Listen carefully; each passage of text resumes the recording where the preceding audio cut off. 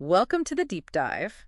Today, we're doing something a bit different, actually. We're going way back thousands of years. Right, into some really ancient biblical narrative. Exactly, Genesis and Isaiah, to see what they might tell us about, well, our current moment with AI. It sounds unlikely, but stick with us. Yeah, the idea is that these old stories, especially the Tower of Babel, might act as powerful metaphors for things like large language models, LLMs, and where we're heading.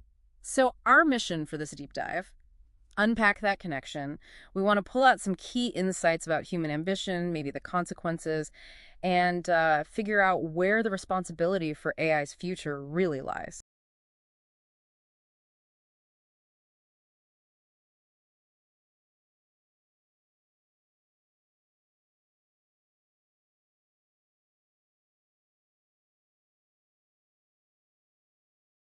Okay, so let's start with Babel, Genesis 11. Most people know the basics. Right, you have this group of people, humanity, basically all living together. And crucially, the text says they had one language and a common speech.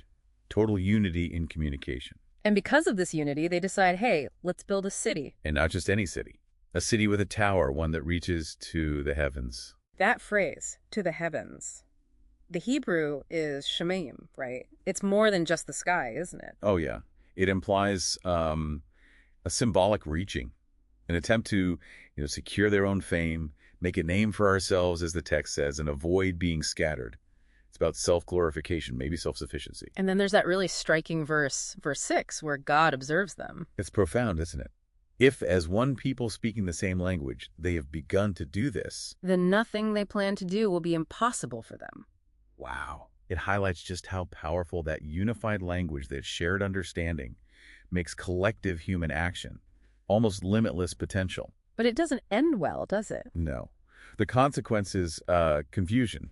God confuses their language, they can't understand each other anymore, and they're scattered across the earth. The building stops. So it's this foundational story about unity enabling ambition, but unchecked ambition leading to, well, a fall. Fragmentation. Exactly. And that theme, that hubris leading to a fall, it actually pops up elsewhere too. You mean like in Isaiah? Precisely. Isaiah 14. It's often read as being about the king of Babylon, or sometimes Lucifer. And it talks about this figure wanting to ascend to the heavens. Yes, and raise my throne above the stars of God, even make myself like the Most High. It's that same kind of excessive pride and ambition, reaching too high. So it's not a physical tower this time, but the core idea, the principle, it's the same. It's exactly the same principle. Both stories warn that hubris, trying to overstep your bounds, inevitably leads to being brought low, scattered in battle, cast down in Isaiah. Okay, so let's bridge this to now. How does this ancient wisdom connect to large language models, ChatGPT, Gemini, all these things? Well, think about what LLMs fundamentally are. They're trained on absolutely massive amounts of human language data. Text from everywhere, right? All Different time. languages. Exactly. And by analyzing all that, they learn the patterns, the structures, the relationships between words and concepts across all those languages. So they're kind of building a bridge. Between languages. What? In a very real sense, yes. They are creating a kind of technological version of that one language and a common speech from Babel. They allow for translation, communication, synthesis of information on a scale we've never seen. Which echoes that Genesis line again, doesn't it?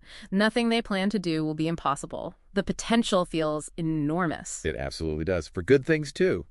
Think education, medicine, scientific discovery, creativity. The possibilities seem vast.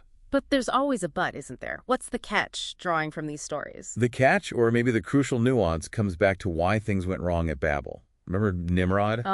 Yeah, Genesis 10 mentions him, the leader, the driving force behind the tower. Right. He represents the human will, the human ambition behind the project.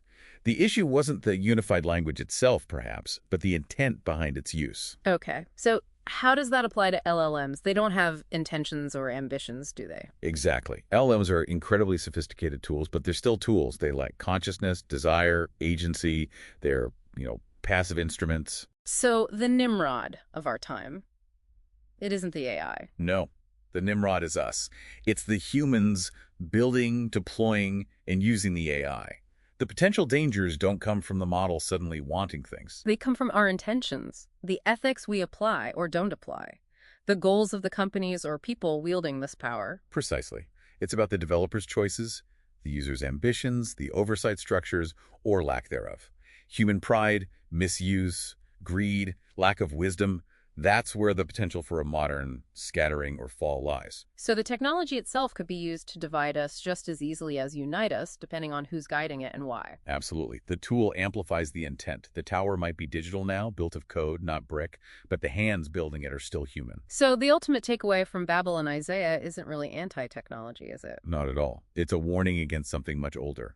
Unchecked human ambition. That hubris in the human heart that wields the tools. So as we keep building these incredible towers of artificial intelligence, the real challenge isn't just the engineering. No, the deeper challenge is examining our own motives. Are we building just to make a name for ourselves, like at Babel? Or can we build to genuinely serve, to connect better, maybe to remember the very limits and humility that keep us grounded and human? That feels like the real question these ancient stories pose to us today.